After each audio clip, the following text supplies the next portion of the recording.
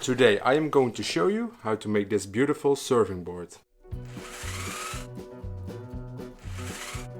We are going to start today's build off with cutting a piece of wood to size. This particular piece of wood is plum tree, which I removed very professionally. Kijk uit voor de from my own backyard a couple of years ago. The wood is beautiful, a bit orange. I cut it down at the miter saw, making sure to cut it to the right size so it fits in the mold I'll be using later on. I remove the bark using a chisel. I make sure every bit of bark is removed, because it can get loose later while pouring the epoxy. Using my drill with a wire steel brush bit, I make sure all the loose material of the bark is removed. At the jointer, I make a flat surface on the bottom of the wood so it lays flat in the mold later on. This part is optional in my opinion when you are using translucent epoxy. Time to place the piece in the mold. I use a simple baking mold made of silicone which won't bond with the epoxy. I put a brick of lead on the wood so it won't float on the epoxy. Now it's time to mix the epoxy. When I put metallic powder in my epoxy, I almost always use 3 different colors of pigment. This way your epoxy gets that awesome depth instead of those flat colors.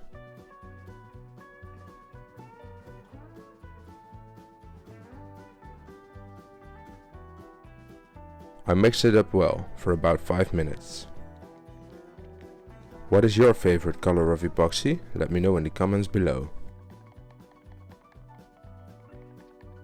I guessed the amount of epoxy to go in this project and I was almost spot on.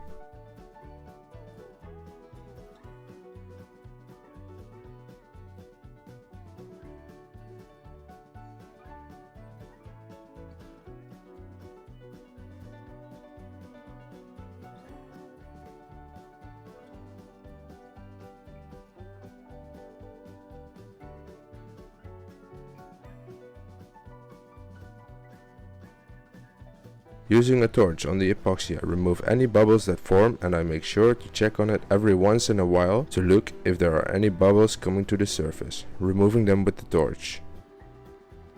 After 48 hours, it's time to remove the piece from the mold. As you can see, the silicone baking mold comes off super easy.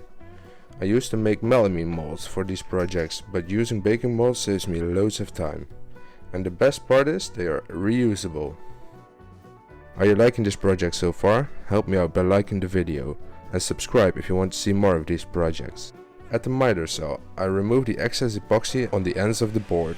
The baking mold was perfectly square so I can just place it against the fence making a square cut. Take your time making multiple slow passes to prevent blowout on the epoxy.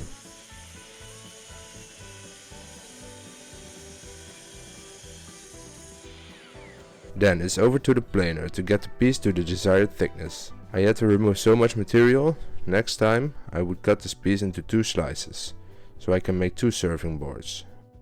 On the other hand, the thickness of this piece makes it really stand out. At my drill press, I drill a finger hole in the corner using a Forstner bit.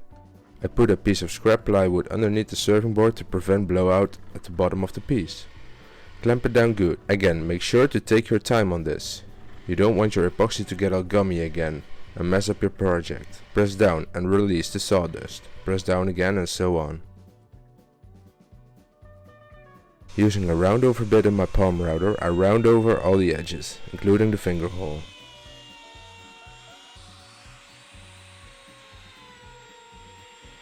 Now it's time for my least favorite part of any woodworking project, sanding. I start with 120 grit all the way up to 400 grit. If you don't use metallic pigment but use translucent epoxy, you should sand all the way up to 2000 grit minimum.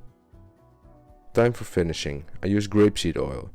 In my experience, this is one of the best finishing projects for serving boards, charcuterie boards and cutting boards. This product is super cheap. This bottle cost me about $4 for half a liter. And the best part is, you can cook in this stuff so it's food safe. It's available everywhere, so next time you're going out for groceries, pick one of these bottles up as well.